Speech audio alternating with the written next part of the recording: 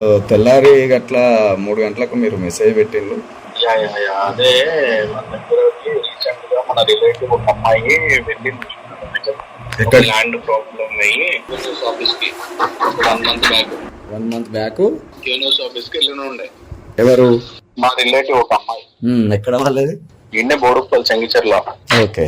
అయితే ఒక ల్యాండ్ ఉంది సర్వే నెంబర్ 10 లో 250 స్క్వేర్ యార్డ్స్ మీకు భర్త లేడు. మాకు భర్త లేడా? పేరు తన పేరు 250 స్క్వేర్ యార్డ్స్ ప్లాట్ ఈమె కొనుక్కుంది. అయితే రీసెంట్ గా ఇల్లు కన్స్ట్రక్షన్ చేసుకుందాము, కన్స్ట్రక్షన్స్ అవుతున్నాయి కదా అని చెప్పేసి ప్లాన్ చేసి పర్మిషన్ కోసం అప్లై చేసింది. ఇప్పుడు 2022 లో అప్లై చేసింది. 2022 లో అప్లై చేస్తే ఆయన పర్మిషన్ ఇవ్వలేదు, రిజెక్ట్ చేసారు. ఎందుకు అంటే 2034 మాస్టర్ ప్లాన్ లో ఇక్కడ రోడ్ వస్తుంది అని చెప్పేసి మీది 250 గజాల్లో మిగిలేదు 6 గజాలే అని చెప్పేసి అన్నాడు. సో అది అట్లనే ఉంది. చుట్టుపక్కల అందరికి పర్మిషన్లు వస్తున్నాయి, ఈమె తెచ్చలేదు ఏంటి అని చెప్పేసి రీసెంట్ గా ఆమె మన యూనివర్సిటీ ఆఫీస్ కి అప్రోచ్ అవ్వడం జరిగింది. ఏమన్నా హెల్ప్ చేయగలుగుతారా అని చెప్పేసి. మనోడు 10 లక్షలు డిమాండ్ చేసిండు. మల్లన్నగాడే 10 లక్షలు డిమాండ్ చేయడమే కాకుండా ఆమెని కొంచెము ఈమె అంటే ఎడ్యుకేటెడ్, లుకింగ్ బాగుంటది, కొంచెం ఇంకా డిఫరెంట్ గా మాట్లాడింది అన్నట్టు. ఒకసారి 2 సార్లు చూసింది, 3వసారి రికార్డింగ్ చేసింది. ఆమె చేసిందా? చేసింది. సూపర్. ఆ రికార్డింగ్ మనోడు డైరెక్ట్ వాళ్ళకి వీళ్ళకి ఇవ్వాల్సి ఉంటది కదా అది అని చెప్పేసి ఒక 10 వరకు అవుతుంది అని చెప్పేసి చెప్పింది. చెప్పినాక ఇంకా మీరు ఏం చేస్తుంటారు, ఎక్కడ ఉంటారు, అది ఇది అని చెప్పేసి కొంచెం డిఫరెంట్ గా మాట్లాడడం స్టార్ట్ చేసి ఒక 17 నిమిషాల వీడియో ఉంటుంది. వీడియోనా ఆడియోనా? వీడియో. వీడు మాట్లాడిందే ఆమె రికార్డింగ్ చేసిందా? సూపర్. మరి మనకి ఎట్లా ఇవ్వాలి తను? ఆమె పర్స్పెక్టివ్ ఏంది అని అంటే, ఎవరైనా రాజకీయ నాయకులు గాని ఎవ్వరు గాని ఎండ్ ఆఫ్ ద డే పైసల కోసమే పనులు చేస్తున్నారు. ఓకే, ఇప్పుడు నాకు ఎక్కడ పోయినా న్యాయం జరగదు. ఇప్పుడు ఆ వీడియో రిలీజ్ చేసిన ఫ్యాబ్రికేటెడ్ వీడియో అది అని చెప్పేసి వాడు తప్పించుకుంటాడు. వాడు ఇప్పుడు ఎమ్మెల్సీగా పోటీ చేస్తున్నాడు, గవర్నమెంట్ సపోర్ట్ ఉంది అని చెప్పేసి ఆమె నాకు ఎవరు చేసినా సరే. ఇప్పుడు ఆమె బేసిక్ గా రాకేష్ రెడ్డిని అప్రోచ్ అవుదామని ట్రై చేసింది. ఇది అనుగుల రాకేష్ రెడ్డి మన బీఆర్ఎస్ నుంచి పోటీ చేస్తున్నాడు. టికెట్ వచ్చింది కాబట్టి ఆయన అప్రోచ్ అప్రోచ్ అయితే నాకేమన్నా ఆర్థికంగా సాయం చేస్తాడేమో, నాకు భర్త లేడు కదా అన్న ఫీలింగ్ లా ముందు.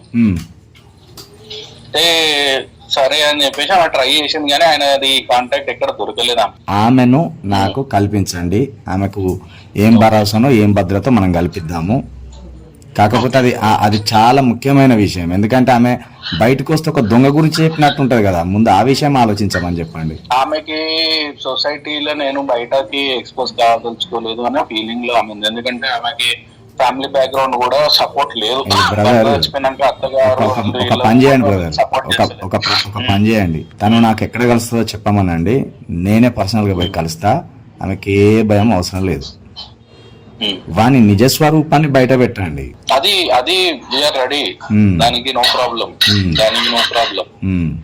ఆ విషయం మీద మాట్లాడమనండి. మీరు నాకు హలో మీరు కాకుండా